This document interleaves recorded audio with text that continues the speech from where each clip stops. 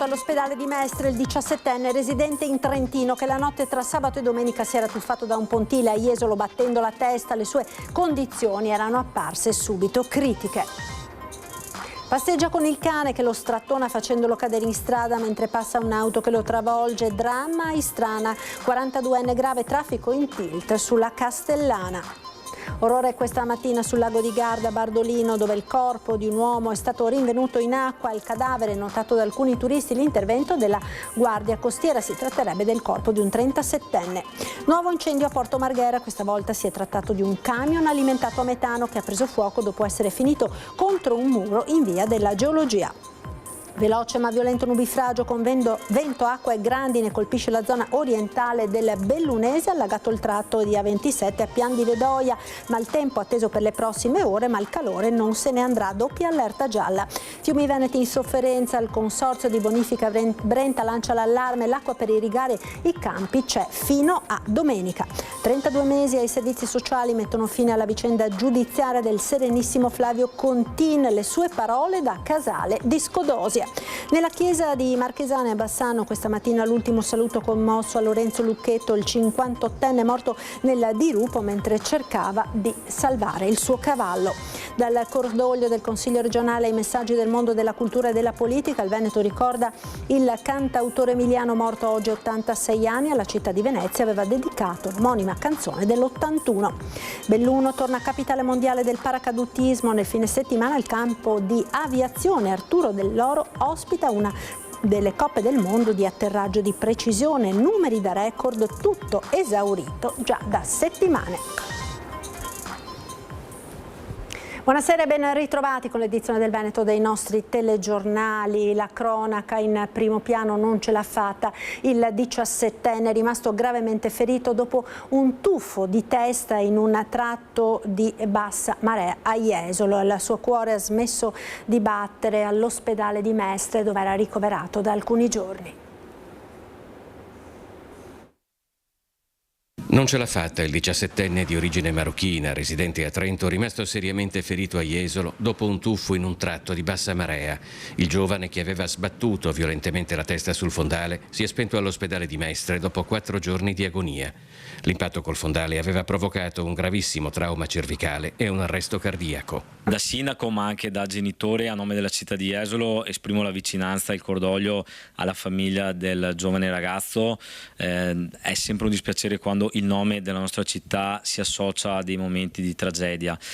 Senza anticipare questioni che non è opportuno affrontare in questo momento, io l'unico ragionamento che vorrei condividere è che spero che episodi come questi rappresentino un ulteriore monito che noi cerchiamo sempre di diffondere, soprattutto nei più giovani, all'attenzione al divertimento. I fatti risalgono alla notte tra sabato e domenica, poco prima delle 3. Il ragazzo era assieme a degli amici all'altezza della Torretta 17, nella zona di spiaggia che si trova vicino a Piazza Marconi, ed erano stati proprio gli amici i primi a soccorrerlo e a chiedere aiuto quando le conseguenze del tuffo in una zona di bassa marea si erano manifestate in tutta la loro gravità. Dopo il ricovero a San Donà di Piave, il giovane era stato trasferito nel reparto di neurochirurgia dell'ospedale dell'Angelo di Mestre. A Jesolo è il momento del lutto, ma da sindaco, e considerando che vicende analoghe, magari fortunatamente con epiloghi meno gravi, si sono già verificate, Christopher De Zotti non può non lanciare un nuovo appello perché tragedie simili non avvengano più. Il divertimento ci sta, però sempre nei limiti e soprattutto nel rispetto dei divieti, che in questo caso non sono un vezzo, ma sono lì per un motivo molto preciso. L'acqua è molto bassa e quindi il divieto di tuffo serve a salvaguardare le vite umane, quindi non ha nessun senso sfidare la sorte e andare incontro a un destino che alle volte può essere tragico. Quindi invitiamo tutti i ragazzi, tutti i giovani che frequentano la città a porre massima attenzione ai divieti e ai limiti che vengono imposti, ripeto, per una ragione molto precisa. Dramma ieri sera a Crocetta del Montello, bimbo di 3 anni sfugge alla mamma e viene travolto da un'auto condotta da un giovane risultato negativo all'alcol test. Ora è ricoverato in gravissime condizioni all'ospedale di Padova. La prima a prestare i soccorsi è stata un'infermiera del pronto soccorso dell'ospedale di Montebelluna che abita a poca distanza dal luogo dell'incidente. Grazie al suo intervento di rianimazione il cuore del piccino già in arresto è ripartito. Ora tutta la comunità spera che il bimbo possa farcela. Investito da un'auto dopo essere caduto in strada per uno strattone del cane che stava portando a passeggio è grave. Un 42enne cinese travolto da una macchina. L'incidente è accaduto a Istrana. Strattonato dal cane mentre lo portava a passeggio al guinzaglio lungo la Castellana, all'altezza dell'incrocio con Via Verdi, è caduto sulla carreggiata stradale venendo investito da un'auto che transitava in quel momento. È ricoverato in gravi condizioni all'ospedale Cafoncello un 42enne di origini cinesi che poco prima delle 9:30 del mattino a Istrana è rimasto vittima dello sfortunato incidente. A passeggio col suo cane lungo il marciapiede è stato sorpreso da un improvviso scatto dell'animale. Cadendo è stato urtato dall'auto di passaggio, una Fiat Punto. Il conducente, un 74enne del posto, non ha potuto evitare l'impatto. Le condizioni dell'uomo sono immediatamente apparse molto serie per il violento colpo ricevuto alla testa. È stato soccorso prima dall'equipaggio dell'ambulanza del SUAM 118 e quindi trasportato in elicottero in codice rosso all'ospedale dove si trova ricoverato con un forte trauma cranico. Sul posto la polizia stradale che oltre ai rilievi ha dovuto gestire code e incolonnamenti. Orrore questa mattina sul lago di Garda a Bardolino, dove il corpo di un uomo è stato rinvenuto in acqua. Il cadavere è stato notato da alcuni turisti che stavano passeggiando sul lungolago all'altezza di Villa Carrara Bottagisio. È intervenuta la Guardia Costiera con un soccorritore dei Vigili del Fuoco che una volta recuperato il corpo lo hanno affidato ai sanitari del 118 che ne hanno constatato il decesso. Si tratterebbe del corpo di un uomo di 37 anni, indagini in corso sulla tragedia. A Porto Marghera ora con un nuovo incendio, ma questa volta si è trattato di un camion alimentato a gas naturale compresso che ha preso fuoco dopo essere finito contro un muro in via della Geologia. Le fiamme sono state domate rapidamente dai Vigili del Fuoco. Ancora fiamme a Porto Marghera. Nelle prime ore del mattino una nuova colonna di fumo si è alzata questa volta da Via della Geologia proprio nei giorni in cui l'attenzione della Procura di Venezia si concentra sul fascicolo aperto con l'ipotesi di reato di incendio colposo, al momento senza indagati, per i 2 roghi di cumuli ferrosi divampati all'interno di un terminal portuale, il primo giovedì 30, il secondo di dimensioni più consistenti venerdì 31. 2 episodi comunque totalmente scollegati con questo terzo incendio, rapidamente circoscritto e posto sotto controllo dai Vigili del Fuoco di Mestre, scoppiato per un incidente stradale che ha coinvolto un mezzo pesante alimentato a gas naturale compresso. L'incendio non ha peraltro interessato le 8 bombole di metano che si trovavano dentro al camion, che non hanno riportato danni. Secondo una prima ricostruzione, l'autista ha perso il controllo del mezzo mentre si apprestava a scaricare un carico di carta presso un'azienda di riciclo. Dopo aver sbandato, il tir ha impattato contro un muro e il trattore stradale ha preso fuoco. L'autista è stato soccorso dal personale del SUAM 118 e trasferito in ospedale in codice giallo. Le sue condizioni non sarebbero gravi. Per le operazioni di travaso del metano gassoso contenuto nelle 8 bombole e di messa in sicurezza del mezzo è intervenuto il nucleo nucleare biologico, chimico e radiologico regionale di Mestre, vista la presenza di una condotta di gas metano sotto l'area interessata dall'incidente. Sul posto anche le forze dell'ordine per i rilievi di competenza. Un 35enne cittadino moldavo arrivato in Italia da appena 24 ore si è sentito male ed è morto nel suo primo giorno di lavoro in un cantiere edile. A Padova per l'episodio sono indagate 6 persone, tutte di origini romene. Secondo quanto emerge dai verbali, infatti, non avrebbero chiesto aiuto nel momento in cui si sono accorti che il ragazzo era incosciente per il timore di incorrere in ulteriori ripercussioni. Quando sono stati allertati i soccorsi, dopo circa 2 ore e mezza non c'era più nulla da fare. Un violento temporale accompagnato da forte vento e da grandine ha attraversato l'area orientale del Bellunese. Allarme fortunatamente rientrato quello per la frana di San Vito sull'Alemagna. Sentiamo. Rapida e furiosa, la veloce perturbazione che ha attraversato la provincia di Belluno da nord verso sud si è accanita con particolare violenza sul centro Cadore e la zona di Pian di Vedoia Ponte nelle Alpi. Impressionanti le immagini riprese da un automobilista all'ingresso della A27 a Pian di Vedoia, autostrada completamente allagata e pericolo per il traffico fra le 15 e le 16 del pomeriggio. A Pontevenco, a San Vito di Cadore, il sistema di monitoraggio della frana ha fatto scattare i sensori collegati ai semafori sulla 51 di Alemagna. Il traffico è rimasto perciò fermo in entrambe le direzioni per una quarantina di minuti, il tempo di effettuare un sopralluogo anche con un elicottero che ha sorvolato l'intero corpo della frana di Croda Marcora. Fortunatamente l'allarme è rientrato. Grandine, vento forte e un tremendo acquazzone si sono abbattuti sull'abitato di Ponte nelle Alpi, causando disagi alla circolazione, danni diffusi ma contenuti. Più a nord, lungo la statale Carnica, il forte vento ha letteralmente sradicato un abete che è finito in mezzo alla strada. Il traffico è stato deviato verso il passo della Mauria per consentire la rimozione dell'albero dalla sede stradale. In quella località si sono registrate code per diversi chilometri. Nelle stesse ore il clima nelle altre zone della provincia è rimasto praticamente immutato, salvo raffiche di vento forte che hanno raggiunto il capoluogo, dove il caldo afoso continua a non dare tregua. Per la serata e la giornata di venerdì sono previsti nuovi ingressi di aria fredda da nord e non sono esclusi fenomeni temporaleschi intensi, talora accompagnati da grandine. Ed è il paradosso del clima di queste settimane che fa scattare una doppia allerta gialla per le prossime ore e per domani. Tornano infatti i temporali, anche domani sono previste condizioni di instabilità con probabili rovesci temporali anche intensi, ma al tempo stesso permarrà pure lo stato di disagio fisico per afa e caldo. Per questo il centro del funzionale decentrato della Protezione Civile del Veneto ha dichiarato lo stato di allerta gialla per il rischio idrogeologico per temporali su tutto il territorio regionale, confermando però l'allerta gialla anche per le ondate di calore su tutta la regione. E anche a causa del caldo torrido e delle scarse precipitazioni i fiumi veneti sono in sofferenza. Il consorzio di bonifica Brenta lancia l'allarme. L'acqua per irrigare i campi c'è fino a domenica, fino a quando si potrà prelevare dal lago del Corlo.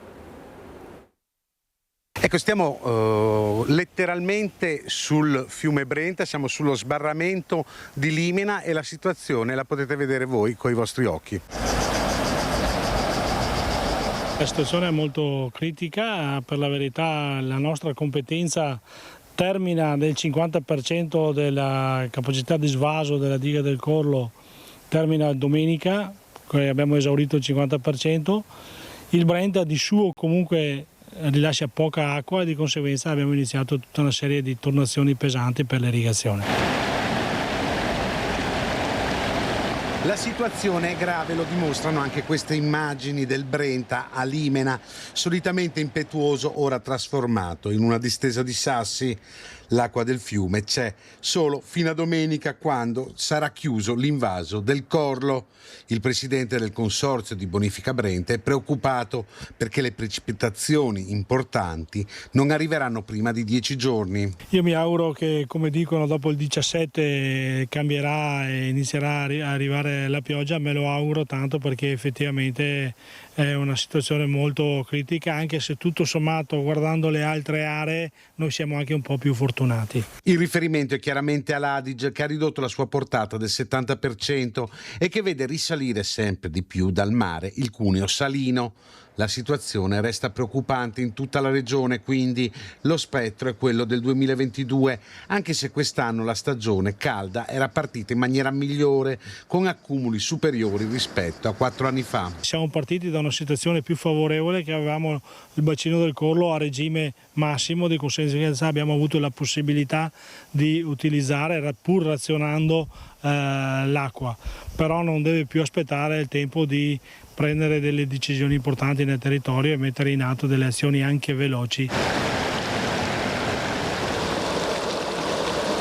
Di cosa ci sarebbe bisogno per evitare tutto questo?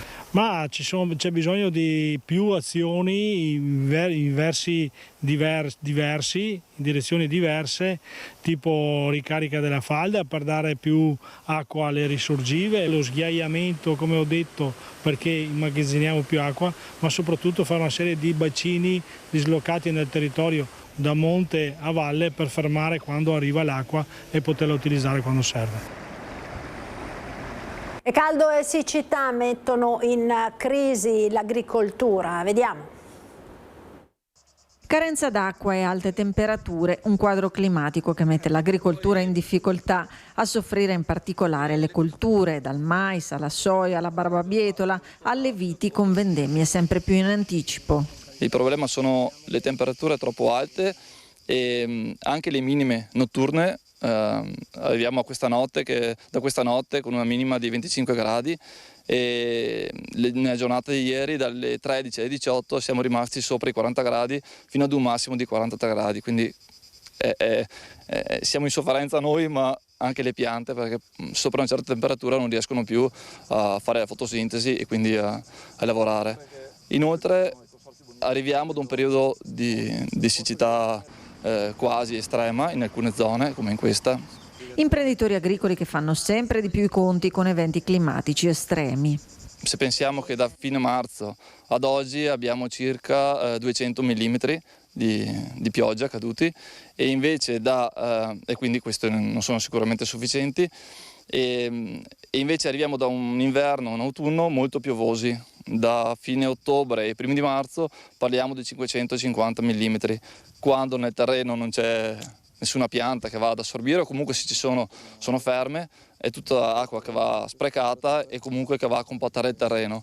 Questo va a peggiorare ancora di più la situazione d'estate quando ci troviamo in questi casi di siccità, perché il terreno lo troviamo compattato e quindi le radici fanno più fatica anche ad esplorare il terreno e andare a trovare la poca acqua che è rimasta. Cambiamenti climatici, spiega Confagricoltura, che richiedono una riflessione anche da parte del mondo della politica, strategie e investimenti a lungo termine. Stiamo vedendo una tropicalizzazione del clima, cioè inverni piovosi e miti, come spiegavo prima, estati calde e siccitose con eventi estremi.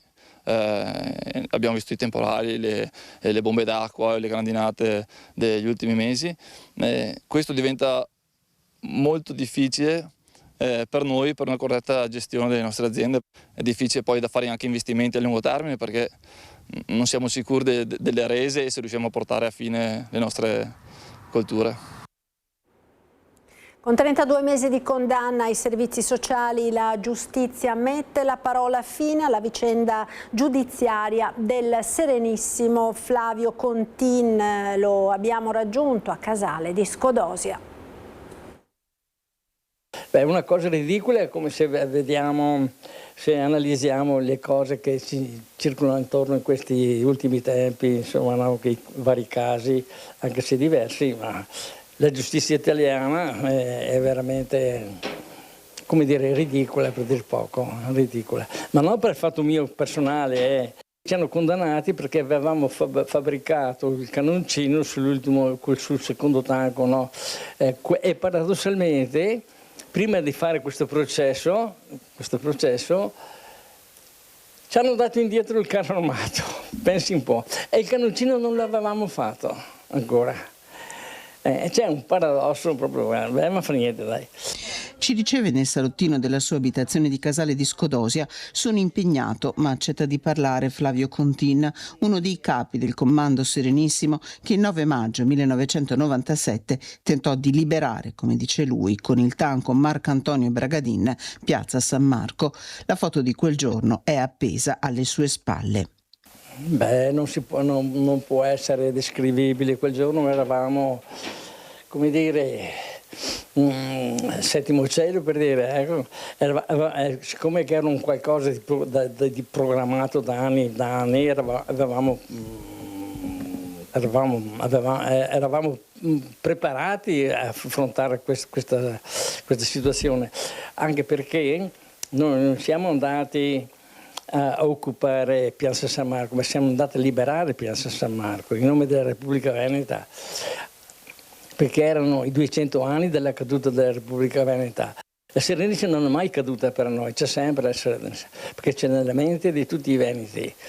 Storicamente noi abbiamo una storia invidiabile, siamo una nazione storica d'Europa, il Veneto è una nazione storica d'Europa. Ha la fierezza negli occhi, il duro lavoro nelle mani. Nella rimessa, accanto alla sua abitazione, riposano i 2 tanco. Questo è Sebastiano Venier, il tanco che i Serenissimi stavano progettando nel 2014. Accanto Marcantonio Bragadin, il tanco di Piazza San Marco, riscattato all'asta per 6.600 euro nel 2006, figlio della terra veneta e della Serenissima Flavio Contin. La cosa più imminente del Veneto servirebbe il Veneto, che i veneti si svegliassero un po'. Purtroppo sono sempre al servizio non solo di Roma ma anche di Milano. Questo mi sta ancora più sullo stomaco quando sono al servizio di Milano più che a Roma. Molto critico anche sul percorso della legge sull'autonomia, in particolare nei confronti del ministro Calderoli e dell'ex governatore Zaia. Dopo 8 anni che c'è stato il referendum, non abbiamo ancora raccolto niente di niente. A cominciare il responsabile numero 1 ritengo che sia Zaia, perché anche lui parlava di indipendentismo 7 anni fa e con accenti anche piuttosto pesanti, però non ha fatto niente. La condanna definitiva per il tentato blitz del 2014 è stata trasformata in 32 mesi di servizi sociali che svolgerà nel suo comune. Ne sta parlando con il sindaco Marcello Marchioro, ma su alcuni punti è chiaro. Non so neanche che cosa potrei fare alla mia età, nel senso che ovviamente se ci fosse a fare qualcosa inerente alla mia ex attività, perché ora sono in pensione, facevo gli impianti elettrici, però se, tanto per fare un esempio un po' ridicolo, no? Se mi mettono a fare il nonno vigile con la paletta mi rifiuto decisamente. Non mi metto, certo, mi metto in piazza a fare il vigile, il nonno vigile con la paletta, questo è poco ma sicuro. Ed il sindaco di Casale di Scodosia si dichiara pronto a costruire un progetto pensato per Flavio Contin. 32 mesi di servizio sociale che saranno impiegati in un progetto pensato per lui, dà ampia rassicurazione a Flavio Contin, il sindaco di Casale di Scodosia Marcello Marchioro. Per rispettare anche l'età di Flavio Contin, che rispettiamo naturalmente sia come persona ma anche come una persona fragile visto l'età, e daremo la massima disponibilità naturalmente con un'associazione, gli faremo sicuramente un progetto che vada bene per la sua età, in maniera che passi anche questa condanna. Ha 83 anni Flavio Contin, ma è pronto a lavorare e soprattutto a mettere una parola fine a un iter giudiziario avviato nel 2014. Molto attivo nel comune, Flavio Contin è impegnato in associazioni del territorio.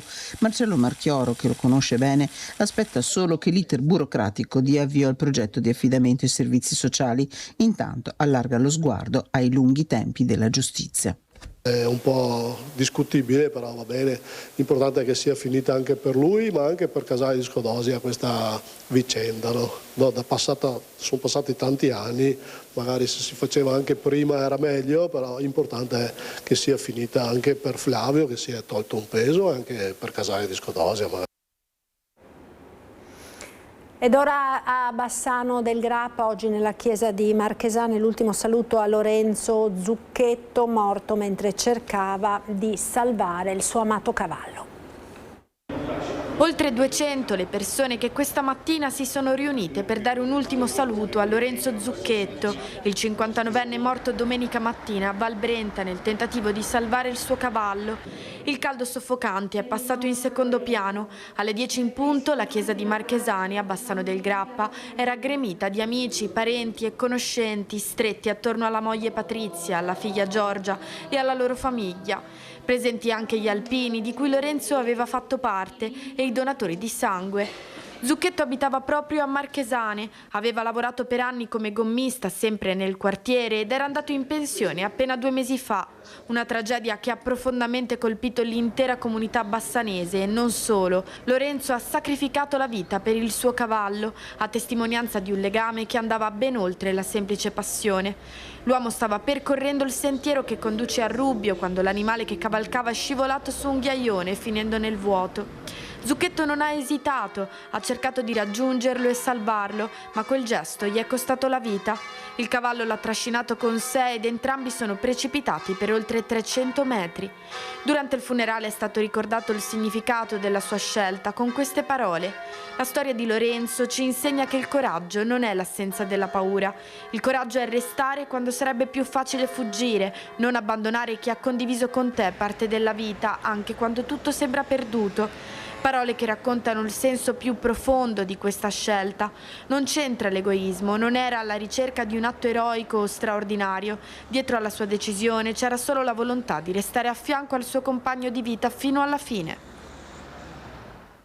Una delle sue ultime apparizioni in Veneto era stata sul palco del festival Carta Carbone a Treviso nel 2024, quando il cantautore emiliano, tra i più grandi della nostra storia, aveva ammaliato il pubblico con i suoi ricordi ed i suoi pensieri. In queste ore da tutta la regione messaggi di cordoglio e omaggio a Francesco Guccini, scomparso all'età di 86 anni. Tanti nel corso degli anni concerti in Veneto, tra i più ricordati quello al Palaverde di Treviso nel 2006 e poi nel 2009. Non solo musica, Guccini era anche scrittore, carriera che aveva intrapreso a tempo pieno dal 2012 dopo l'ultimo album. Nel 2020 era stato in cinquina al premio Campiello con la sua ballata Tra lume scuro. A Venezia nel 1981 aveva dedicato anche una sua canzone dal titolo omonimo. Numerosi i messaggi istituzionali in queste ore, con il cordoglio del Consiglio regionale espresso dal presidente Luca Zaia e dello speaker dell'opposizione Giovanni Manildo.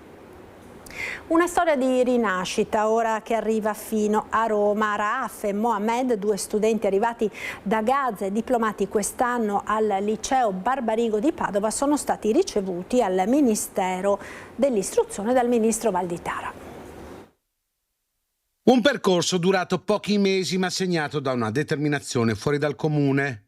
Raaf e Mohamed sono arrivati dalla striscia di Gaza e in tempi record hanno dovuto imparare una nuova lingua, inserirsi in un sistema scolastico diverso dal proprio e affrontare l'esame di Stato. Un percorso che si è concluso pochi giorni fa con il diploma al liceo scientifico dell'Istituto Barbarigo di Padova. Lunedì i 2 studenti sono stati ricevuti al Ministero dell'Istruzione e del Merito dal ministro Giuseppe Valditara nell'ambito delle iniziative rivolte agli studenti palestinesi accolti nel nostro paese. Con loro la docente di italiano, l'interprete e un volontario dell'associazione Padova Abbraccia i Bambini. Questo incontro con il ministro è stata una bella occasione per ringraziare il popolo italiano per averci dato il diritto alla vita, all'istruzione e di sognare il nostro futuro. Il mio sogno è di iscrivermi a medicina a Padova. Così ha detto Madi Rahafi Nidal, una dei 2 studenti di Gaza accolti in città. Guardando avanti, i 2 neodiplomati hanno già le idee chiare sul proprio futuro. Raaf punta appunto ad un percorso di studi in ambito medico, mentre Mohamed è orientato all'ingegneria informatica. Belluno torna capitale del paracadutismo il prossimo fine settimana. Sold out, ancora una volta il trofeo Città di Belluno conferma il suo richiamo internazionale e si prepara ad accogliere il meglio del paracadutismo mondiale. Dal 7 al 9 agosto il cielo sopra il capoluogo dolomitico sarà il teatro della 37esima edizione della manifestazione valida per le Skydive World Cup Series, la Coppa del Mondo di atterraggio di precisione. 45 squadre, 225 atleti e 30 nazioni rappresentate, numeri che raccontano il prestigio di un appuntamento oramai storico. Grandi numeri, a ciò speriamo solo che sia bel tempo perché l'organizzazione è già pronta da un po' di tempo e l'unica variabile è sempre il tempo, che speriamo ci sia il sole di questi giorni. Un segnale di quanto Belluno continua a essere una delle tappe più apprezzate del circuito internazionale. qui ci sono persone che stanno già vivendo a Belluno da parecchio tempo. Sarà una grande festa non solo di paracadutismo ma anche un evento turistico sportivo. Le competizioni prenderanno il via venerdì mattina alle 7 e proseguiranno fino a domenica, quando saranno assegnati i titoli individuali e a squadre. 3 giorni di spettacolo con un obiettivo preciso: atterrare nel punto esatto del bersaglio, pochi centimetri, che possono fare la differenza tra la vittoria e la sconfitta. Ed era questo l'ultimo servizio, grazie per essere stati con noi. Dopo la sigla, come sempre, l'appuntamento è con le previsioni del tempo ed il nostro meteo. Arrivederci.